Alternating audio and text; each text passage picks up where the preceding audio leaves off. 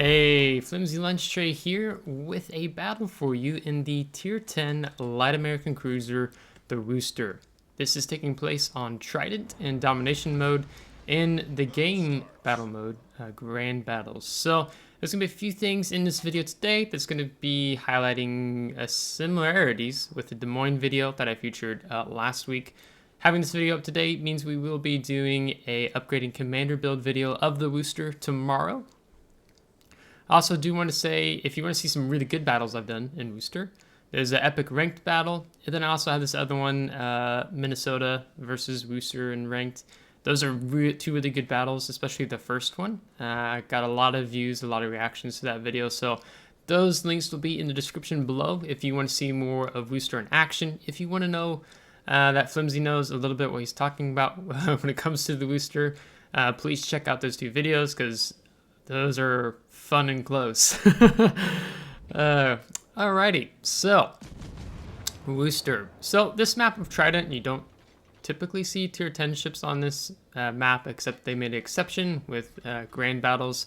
So here we are, as traditional light American cruiser style, especially true with the light American cruisers, is that you want to marry an island, just like you have with Des Moines.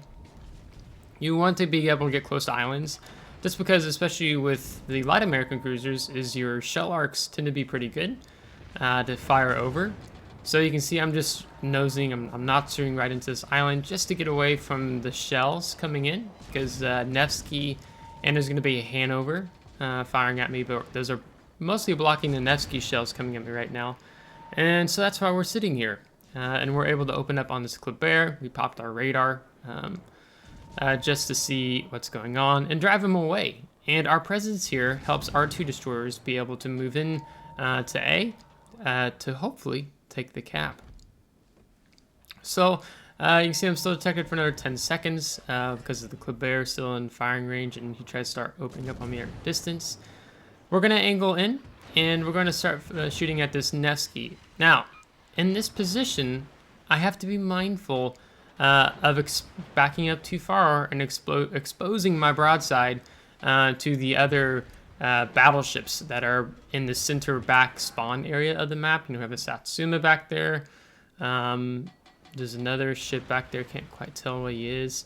But we got to be mindful of what's going on back over there. So we don't want to back out too far. We've gone dark, and we pulled back forward to juke some shells. Not taking any damage. So our two destroyers have successfully secured a cap. I'm wondering if Nevsky popped his radar, and that's why they're both detected. But we're just going to sit here. We're going to see, hey, maybe we can get some shells over on the Satsuma. But then we have the Hanover. So I'm popping the M key to kind of get a bird's eye view, see where he's at. And we're going to open up on him. Now, I am being detected in this position, and they could be the Kleber or it could be a destroyer further back and behind. So we want to be mindful of that, but we have gone dark again. One of the strengths of Worcester when you're firing behind an island is getting all of your guns on the target. That's when you really begin to chew them down. As you can see, I'm dark, but the Hanover still took a shot at me just because he doesn't like this. I do run IFHE on my Worcester because of the 6-inch shells that Worcester has. You cross a good threshold there, so that's why IFHE is really good for 6-inch guns. And so I do a noticeable amount of damage. Now, taking IFHE means that we have less than half fire chance with our shells. But in my mind, it's worth just getting the raw damage numbers that you get. And we still set some fires, and we took out the Hanover. I let the fires do the work. So we've gotten dark again. That's the importance of knowing when you're in a cruiser and you have to back off, especially light cruiser, of knowing when do you need to stop firing your guns and go dark, and when is it okay to start opening up your guns again. Right now, it's okay for me to do so. So we're trying to push away this Kleber. I mean, he's been kind of harassing me at range when he gets the opportunity. And I'm looking behind me. Hey, what's going on? So just it's important to have the awareness. I see too many players that when you're playing around an island, having tunnel vision and not paying attention to what's happening behind them or off to their side, and that will punish you, and that will definitely, especially punish you in the Worcester. So there's really not much more I can do here in this position, so I just decided I'm going to go ahead and disengage. Because if you look at the mini-map, we have a gearing and an enemy Kitakaze that are in the back spawn, and you can see they're pushing away a couple of our ships. So my goal is to go counteract them with my radar. With the Worcester, you have so much utility. I mean, you can see we have a heal, we have defensive A, we have radar, and we have hydroacoustic search. So we really fit well to come back here and help out our Conqueror and Hanover. And the Angela Merkel isn't necessarily the best when it comes to combating enemy destroyers. If that's... Oh, did I say Angela Merkel? That's a Shimakaze. On my recorder video view, it doesn't have the best quality when I'm looking at the replay because it only takes up 50% of the screen, so I don't have a full zoomed up view like you guys do right now. So I do get ship names wrong. It does happen. Just think of it as Flimsy being flimsy. That's all I can say. My clan members will know what I mean when I say that. Or if you've been around long enough, maybe you know. So we've got a destroyer over further down the 8-9 line. And then we have this other destroyer off to the left, which I'm thinking it's the gearing off to the left. And it's, yeah, Kitakaze. He's trying to use the smoke opening up, but unfortunately for him, the smoke is dissipating. So he's had to force to stop and slow down. He is outside our radar range as he smokes up, but look how much health he has left. There's no, even if we had radar, I probably wouldn't pop it if I was in range of using my 9-kilometer radar. So what I am going to do, because I can do this undetected because the Minnesota can't detect me, is that I'm just going to keep opening up. I'm just going to keep lobbing shells into the smoke screen, and one shell gets the deed done. Now, just as I finished firing, the Satsuma pops out. So he's someone we're going to be very conscious of. The gearing reveals himself, so immediately we're going to switch fire to the gearing for our team. That's where we need to be putting focus at. Now notice that we're up to 5 fires now, but I'm like, oh, but you have when you take IFHE, you lose half your fire chance, but you have so many shells that still make up a difference. So you still get fires even if you take IFHE on Worcester, which I like. Now notice how I cut my throttle there. I saw the Satsuma 1 have a priority target on me, and I was pretty sure he was going to fire at me because I'm a light cruiser. Why shoot the big battleship in front of you and there's a light cruiser in the back? So we cut throttle, we turned in, we avoided most of that salvo. The Minnesota in the back is lobbing some shells at us, sequential fire. Someone's still looking at us, targeting us, and it looks like it was the Satsuma, but he has gone down. So now we're going to push back in, that immediate threat is done. One of the importances of when you're in a light cruiser is being able to kite away and still get fire on an enemy target.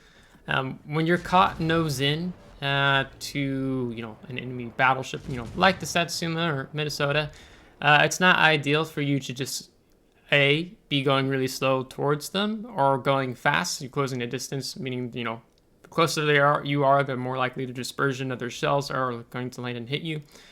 But when you're able to move away, like I was there, then you're able to actually kite well and avoid the incoming fire when you play with your WASD keys, with your maneuverability, rudder shift, and cutting the throttle out like you saw there. So coming back, we were able to help our team out. We got rid of that pesky Kitakaze. We got some focus fire on the Satsuma while we were avoiding his shells.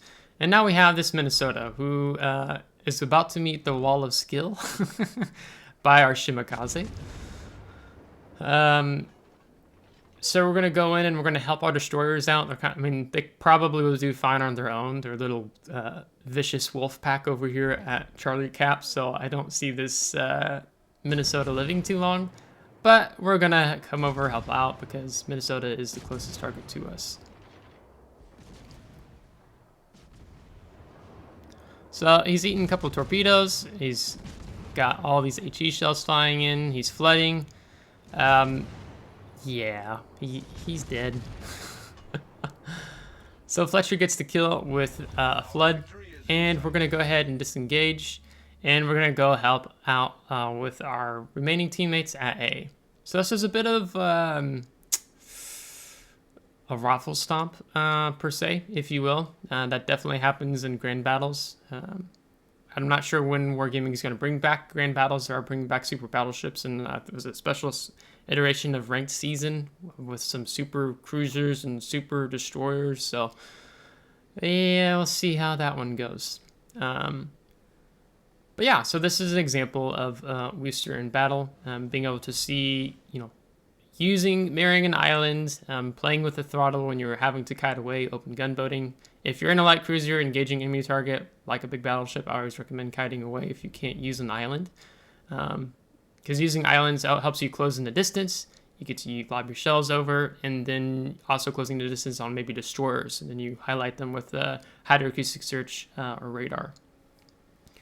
So we did just lose our Palmer, this Montana over here on the 1 line. So maybe we'll get over here in time to start opening up on him as he's being pushed by our 2 allied battleships. So again, if you want to see more of Worcester in action, definitely check out the 2 videos I'm going to have linked in the description below. The Worcester epic ranked battle, and then Worcester versus Minnesota in ranked, because like that one was really fun in particular because I just charged down Minnesota because I can't get an island between him and me. So it's a bit of a ballsy move, and you'll see in the video how we did if you want to check that out. So you can see again I'm using islands as I move up here. The battle is just about to end. So my wish was that this would take us to post-battle results, but there was some glitches in trying to see post-battle results during this patch. When is there not a bug in a patch of World of Warships? So it took us straight back to port in classic World of Warships fashion. As you can see, I'm just waiting here like, hey, when is the post-battle results going to come back up? But it's going to take us in port, and then I'm just going to lay over the screen that we had right at the end there that showed what damage and stuff that we had. So when we look, we had, was that 182 shell hits, 5 fires, or maybe it's 6. I can't tell. It's too small for me to pick up that number. 2 destroyed, capacitation. There's a Z plane achievement that they were doing. Got 92,000 damage, 718,000 potential damage, and we got over 21,000 spotting damage. So in Worcester, you have a lot of utility in helping your team out. I'm assuming we probably would have scored top 4 or 5, since don't know what the base XP would have been from this battle. But you have a lot of utility. So I like playing light cruisers. I know they're kind of more rarely played in the current meta. I like Minotaur, playing it a lot because it's a smoke screen, so I can hide. Worcester, you can't hide. You just have to use islands and so forth. But in tomorrow's video, Saturday's video, we will take a look at the upgrades I run and the commander build I run. And I will give you my opinions on the build I'm running right now. And we'll look at some other possible builds you could do with Worcester. Like you could totally do an AA build with Worcester because it's the strongest American cruiser with AA. So that is totally a possibility when it comes to Worcester if you're wanting to meme a bit with this ship. So if you liked today's video, give it a thumbs up. If you did not, give it a thumbs down. Subscribe if you do want to see more. If you are subscribed, thanks so much, as we're getting close to 400 subscribers. So really excited to reach that mark. And again, check out the 2 videos in the description below if you want to see more of Worcester in action and 2 fantastic battles. So until next time, take care.